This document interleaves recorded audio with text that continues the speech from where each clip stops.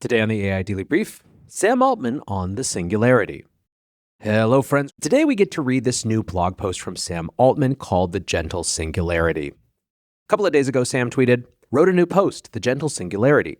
Realized it may be the last one like this I write with no AI help at all." Now, as usual, we're going to read the piece first and then we'll come back and discuss it. And once again, this will be me personally reading, not AI. Although I have to say, with the new audio tags feature of 11 Labs v3, which allows me to specifically instruct it where I want emphasis or laughing or giggles or whatever I might want to make it more real, I am definitely going to try some AI reading again, but for now, you got just me, as most of you seem to prefer.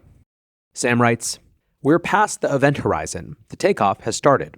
Humanity is close to building digital superintelligence. And at least so far, it's much less weird than it seems like it should be.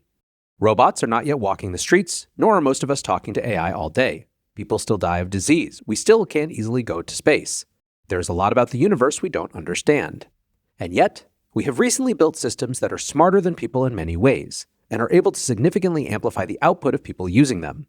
The least likely part of the work is behind us. The specific insights that got us into systems like GPT-4 and O3 were hard-won, but will take us very far. AI will contribute to the world in many ways, but the gains to quality of life from AI driving faster scientific progress and increased productivity will be enormous. The future can be vastly better than the present. Scientific progress is the biggest driver of overall progress. It's hugely exciting to think about how much more we could have. In some big sense, ChatGPT is already more powerful than any human who has ever lived. Hundreds of millions of people rely on it every day for increasingly important tasks. A small new capability can create a hugely positive impact. A small misalignment multiplied by hundreds of millions of people can cause a great deal of negative impact. 2025 has seen the arrival of agents that can do real cognitive work. Writing computer code will never be the same. 2026 will likely see the arrival of systems that can figure out novel insights. 2027 may see the arrival of robots that can do tasks in the real world. A lot more people will be able to create software and art. But the world wants a lot more of both, and experts will still probably be much better than novices as long as they embrace the new tools. Generally speaking, the ability for one person to get much more done in 2030 than they could in 2020 will be a striking change, and one many people will figure out how to benefit from. In the most important ways, the 2030s may not be wildly different. People will still love their families, express their creativity, play games, and swim in lakes. But in still very important ways, the 2030s are likely going to be wildly different from any time that has come before. We do not know how far beyond human-level intelligence we can go, but we're about to find out. In the 2030s, intelligence and energy, ideas and the ability to make ideas happen, are going to become wildly abundant. These two have been the fundamental limiters on human progress for a long time. With abundant intelligence and energy and good governance, we can theoretically have anything else. Already, we live with incredible digital intelligence, and after some initial shock, most of us are pretty used to it. Very quickly, we go from being amazed that AI can generate a beautifully written paragraph to wondering when it can generate a beautifully written novel, or from being amazed that it can make life-saving medical diagnoses to wondering when it can develop the cures, or from being amazed it can create a small computer program to wondering when it can create an entire new company. This is how the singularity goes. Wonders become routine and then table stakes. We already hear from scientists that they are 2 or 3 times more productive than they were before AI. Advanced AI is interesting for many reasons, but perhaps nothing is quite as significant as the fact that we can use it to do faster AI research. We may be able to discover new computing substrates, better algorithms, and who knows what else. If we can do a decade's worth of research in a year or a month, then the rate of progress will obviously be quite different. From here on, the tools we have already built will help us find further scientific insights and aid us in creating better AI systems. Of course, this isn't the same thing as an AI system completely autonomously updating its own code.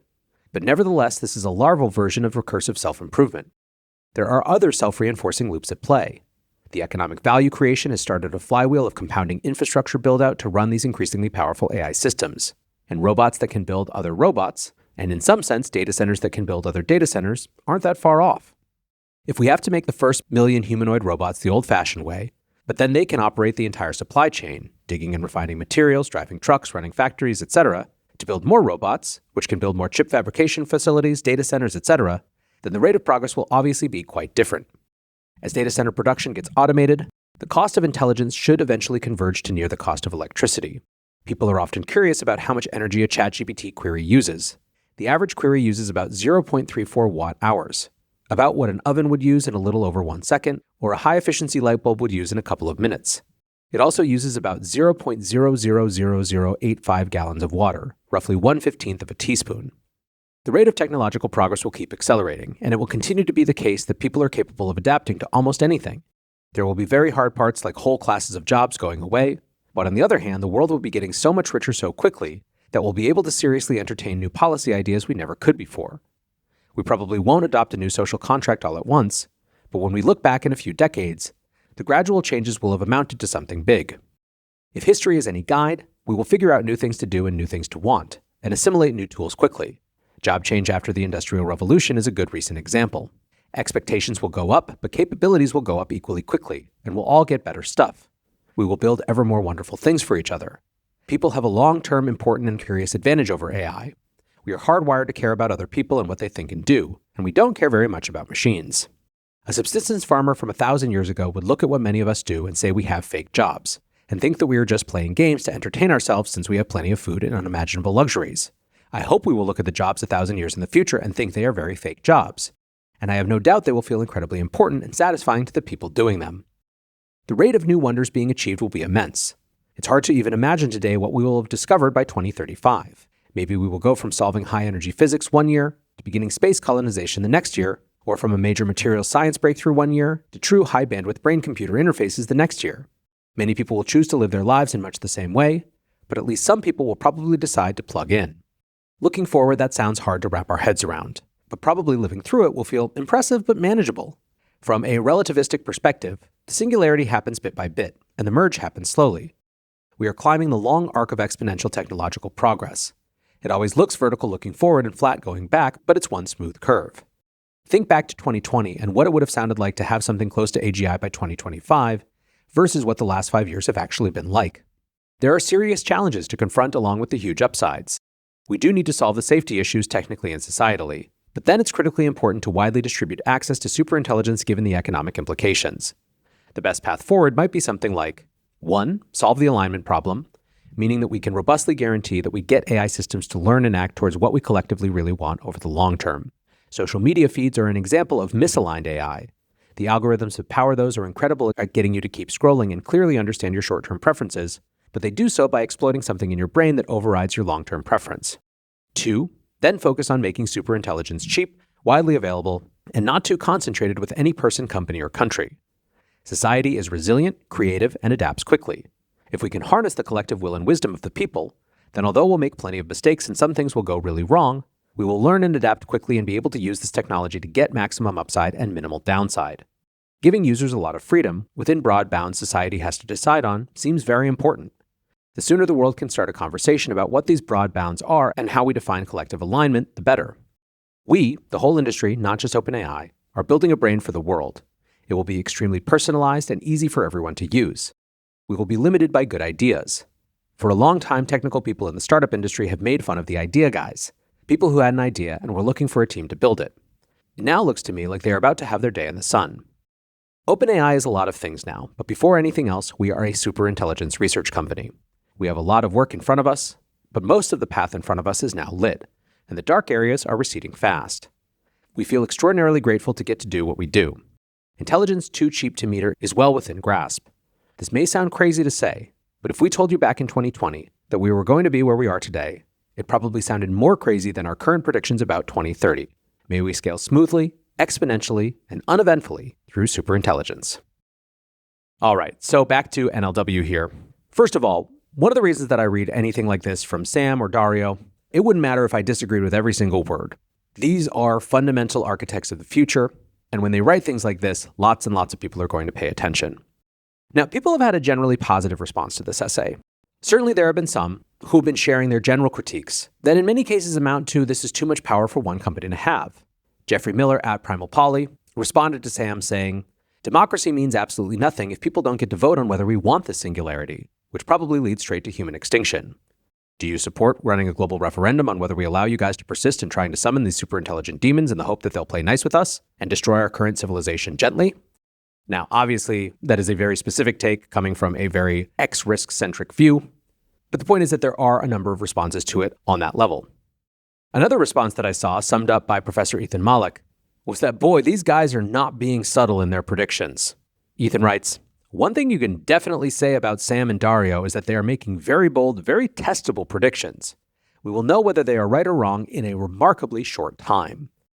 When people asked what predictions he meant, he pointed to 2026 being the year that we see the arrival of systems that can figure out novel insights, 2027 being the year of the arrival of robots that can do tasks in the real world. Now, that systems that can figure out novel insights is a really important one. I think for many that represents a key inflection point before which AI really is still just a token prediction machine. I think many people's sense of what AI can accomplish will change if we start to see those novel insights. There has been some commentary on Sam's paragraph about electricity use, without commenting on where these numbers came from or how accurate they are. This was certainly the part of the essay that was the most pretending to just be a casual reference when it actually was trying to dunk on an entire category of critique. And frankly, if there was one thing that got the most attention, it was the example of social media feeds as misaligned AI. A lot of people resonated with that argument. And I actually think it's incredibly useful as a way to get people to care about this question of alignment, to frame it in those terms. I read Jeffrey Miller's critique just a second ago, but there are a lot of people, myself included, who simply disengage when your starting point is a presumption, a 100% assurance that this is likely to lead to human extinction. If you force people to buy into that before they care about any sort of alignment question, guess what? You're not going to get a real good conversation about alignment. Whereas, I think right now, a huge number of people, perhaps the preponderance of people, feel deeply this idea of misaligned AI in social media feeds. Whichever social media channel they have segmented themselves into because of their personal politics, there is clearly a brokenness in that system that leaves us feeling worse than before we were interacting with it. So what ultimately is the point of this? I think it is exactly as Sam says, to try to get people used to the idea that as they've just been living their lives day in, day out, something fundamental has changed. This was a soft call for more engagement on some of the big questions of how we change the social contract, but more a preparatory nudge that was going to come soon. This was basically the first alarm followed by a snooze button for some of the most important conversations we'll ever have as a human species. For now, though, that is going to do it for today's AI Daily Brief. Appreciate you listening or watching as always, and until next time, peace